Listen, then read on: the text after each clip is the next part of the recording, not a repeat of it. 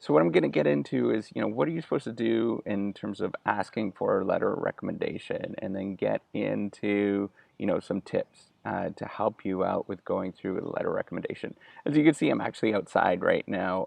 There's stuff going on at my house, so I thought it would be nice just to sit outside. It's beautiful. I live in Florida, so you can see it's actually really beautiful here.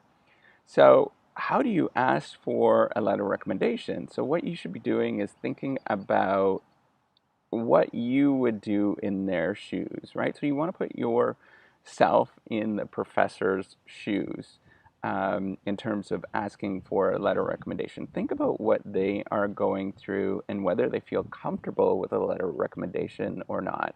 There's many things as soon as you sort of put it around and start thinking, what how would I feel? You're going to start seeing the bigger picture in, asking for the letter of recommendation. So if you put it into, imagine you are the professor, what do you think that they are going to say about you?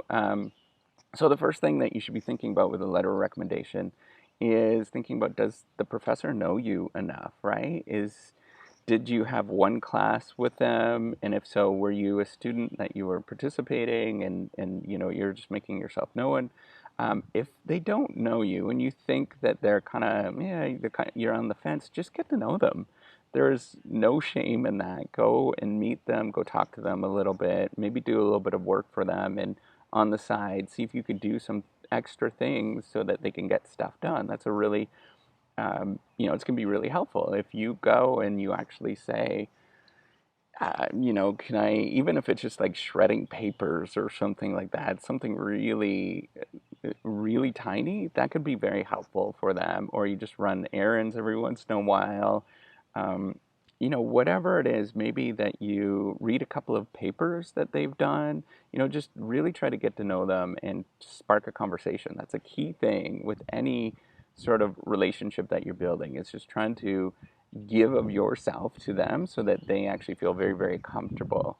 Um, that they just feel comfortable with getting, writing a letter of recommendation. That's a key thing with writing a letter of recommendation, is that the professor has to be very, very comfortable with with that relationship, right? That they're essentially saying that this person is really good, and if they don't know them, then there's ambiguity, there's uncertainty of how good they actually are, right? So do things to just kind of impress that particular person. It doesn't matter who it is, if it's a professor or not. That's what you're trying to do. The other thing, so the second thing that I would do is try to make the process as easy as possible. And I get all my students whenever they ask me, and this was asked of me, so I kind of get them to do the same thing that was asked of me, and it really does help a lot for a letter of recommendation. Um, the first thing I would do is maybe have a sort of kind of pre-written letter that you wrote yourself and you give it to them. And, it's very often that, so if I was to do it, if I was going to write the letter of recommendation, I would probably delete most of that, but it gives me sort of a frame of mind. It sort of gets me one step closer in terms of thinking about who you are as a person, right? So just having that sort of pre-written letter. Once in a while, you might leave a sentence or two if it's good, but in general, it's just getting you. You're trying to do as much work as you possibly can. The other thing that you want to make sure is that you have, that you have a resume that's put down, that you have your resume and your CV that you've actually written down on a piece of paper, and you give it to them. Another thing that's really nice that I always ask is maybe a one page thing, a paper with bullets and stuff like that, of sort of things that are not on your resume and not that you haven't talked about before, that that the professor can highlight as, oh, this is kind of interesting, this person is doing. Um, and obviously you want to try to make it very specific bullets and very specific things that you've done, not just like, oh, this person is really nice, things like that. You want to be very specific on sort of remarkable things that you've done that the professor might not know. Um, and then the last thing, and I get my students to do this, particularly when they're applying to, maybe it's an MBA program, Maybe they are thinking of doing their own doctorate, whatever it is that they're thinking, getting into research and stuff like that. I would get them to sort of come up with a plan for the future of what they're doing. So if they're applying to like a graduate program, like an MBA program, I get them to do a spreadsheet that they have looked at how much it actually costs, that they've looked at what the salary is going to be when they get out. They looked at the sort of different jobs that they're going to get, and just listing those in terms of a spreadsheet. That's really useful, and it's really good for you to go through that exercise, because it sort of gives you a rational understanding of what you're going to do going forward. And then the professor has something to talk about, right? Look at this. This person went and did this amazing work um, that nobody else has done before, and it's pretty remarkable when somebody does that. Students have done that to me in the past, where they come up with this amazing spreadsheet of, look at this is all well planned. This is where I want to go. Uh, just stuff like that, and coming up with the different schools.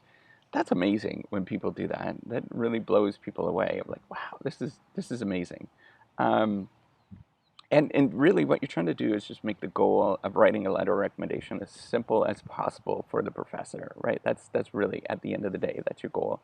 Um, a third thing that you should be thinking about is letter recommendation is not, it's not for you per se. If I'm writing a letter of recommendation, I'm doing it because I think that this person can actually do something with their life, and that I'm giving them a vote of confidence, right? So if that's the case, if you're thinking about what is the vote of confidence here, or what you're trying to do, you're communicating. It's a signal to the marketplace that this person is, yeah, this person might actually be really good in the future, and then hopefully it'll come back to me, and maybe in 15 years they'll come back to me. Maybe you go, I recommend for you to do an MBA, and this is totally self-interest, right?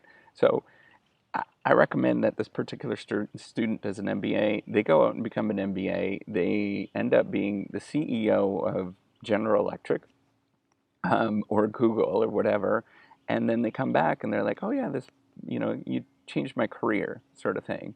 And that's important to think about that kind of stuff, right? Um, that it's going to come back to sort of thinking about how it can actually come back to you. So you want to do things that you want to demonstrate that it's going to make you proud, or it's going to make the professor proud. So just go out of your way and try to demonstrate that you're remarkable in some sort of way, that you are going to be the next CEO of GE somehow, right? Like that's really what it comes down to. And so that I can be proud in 15 years from now, I was like, oh yeah, I recommended that person and they ended up becoming so and so.